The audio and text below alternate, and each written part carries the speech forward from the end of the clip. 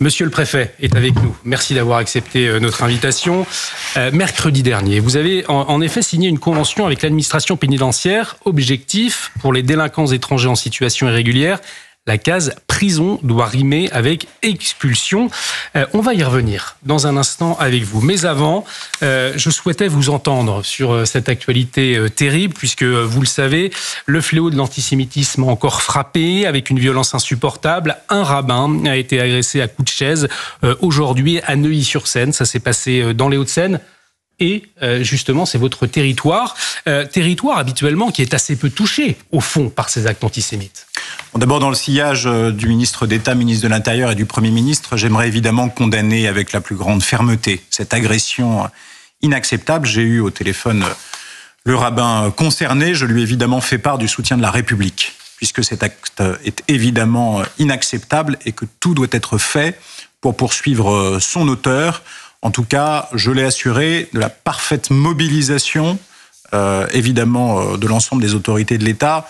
Et je veux souligner à quel point celles et ceux qui ont assisté à cette scène ont été courageux, puisqu'il a bénéficié d'un soutien massif des nombreux habitants qui étaient autour de lui. La police municipale est intervenue rapidement et je viendrai pour ma part à 20h30 ce soir à la synagogue de Neuilly, à l'invitation du maire Jean-Christophe Fromentin pour témoigner de mon soutien. Je vous propose justement d'écouter ce rabbin agressé qui, sans aucune haine finalement, avec un message de paix, a témoigné au micro de Michael Dos Santos cet après-midi sur CNews et sur Europe 1. On l'écoute. Je suis assis tout simplement à la terrasse du café. J'avais un rendez-vous avec une personne qui a besoin de me parler d'une problématique personnelle. Et puis d'un seul coup, je reçois un coup par derrière, très violent. Je pensais d'ailleurs qu'il y avait quelque chose qui était tombé du toit. Et puis j'entends crier « arrêtez-le, arrêtez-le ». Donc j'ai compris que c'était une agression. Et puis les personnes, et je les remercie et bravo parce que c'est rare. Et donc ça a souligné, on coursait mon assaillant, puisqu'il faut l'appeler comme ça, ils l'ont ramené. Et a priori, je pense que voilà, j'ai pas de barbe amovible, ma kippa généralement est toujours même sur ma tête. Donc voilà, c'est bouleversant d'imaginer, de penser qu'en effet c'est malheureusement pour cela. Et c'est vrai que ça fait beaucoup de peine. Et dans la vie, il faut avancer. Donc le but, c'est de continuer à avancer et de faire en telle sorte qu'un événement pareil surtout ne puisse plus jamais se reproduire. Parce qu'au fond, c'est là où est l'essentiel. Vous savez, j'ai grandi en France, mes parents ont grandi en France. C'est la France qui a sauvé des paysans français qui ont sauvé mes grands-parents pendant la guerre. Donc quelque part, c'est encore plus bouleversant de voir que dans cette France qui vraiment a tellement donné, a sauvé, eh bien on se retrouve aujourd'hui avec des mots qui génèrent des mots MAUX. Et je crois que c'est ça qui me bouleverse le plus. On a le droit de ne pas être d'accord, mais il faut savoir se respecter. François Pupponi, ancien député, mais également ancien maire de Sarcelles. Alors c'est vrai que vous avez très souvent témoigné sur la situation de la communauté juive, notamment dans les quartiers réputés difficiles. Aujourd'hui, là, au fond, ils ont quitté ces territoires. Sauf que là, ce qu'on peut souligner, c'est qu'effectivement, ça s'est passé à Neuilly-sur-Seine. Il a été agressé la semaine dernière à Deauville.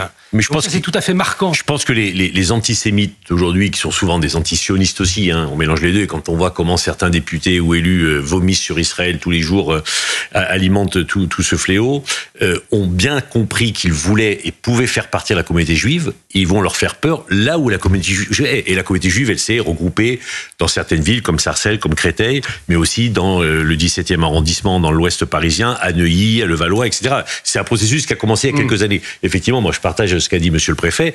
Il va falloir être très vigilant parce que je pense qu'il va y avoir une stratégie d'aller attaquer la communauté juive là où elle est. Et c'est pas un hasard. Deauville, la communauté juive est extrêmement très présente aussi. Neuilly, c'est des symboles pour la communauté juive parce que autant ils pouvaient dire, on sait que dans certains quartiers du 9-3, on ne peut plus y rester. D'ailleurs, ils sont partis. Mais ils pensaient, peut-être la communauté, que dans certains territoires, ils pouvaient être protégés. Ils le sont protégés. Moi, je témoigne que les forces de l'ordre font un travail exceptionnel, que les autorités préfectorales et nationales font un travail. Mais attaquer un rabbin à Neuilly un vendredi midi, place du marché, là où il y a énormément de monde, le symbole est terrible. Et sachant que, comme Bruno Retailleau l'a rappelé cet après-midi, l'auteur n'avait rien à faire en France, Louis Dragnel. C'est ça aussi l'information de l'après-midi. C'est-à-dire qu'il est né à Rafah, donc sur le territoire palestinien. Il n'avait rien à faire sur le territoire français. C'est un peu archétypal comme exemple. Le problème, c'est qu'en fait, ça intervient dans un contexte effectivement où vous avez trois leviers trois leviers d'environnement qui fonctionnent difficilement. Un, le lien avec l'immigration, qui est quand même assez fréquent dans le cadre d'actes antisémites. Deuxièmement, c'est le problème et la difficulté de la judiciarisation et les réponses pénales une fois qu'il y a des personnes qui sont victimes d'actes antisémites. Et puis troisièmement, il y a quand même un contexte politique qui est très défavorable puisque vous avez la France insoumise qui ouvertement promeut un discours clairement antisémite et donc incite une sorte de caisse de résonance par rapport à toutes les personnes qui ont des pulsions, des envies antisémites et qui se disent après tout, tel ou tel député, je l'ai entendu avoir un discours contre les juifs, donc je peux tout à fait passer à l'acte.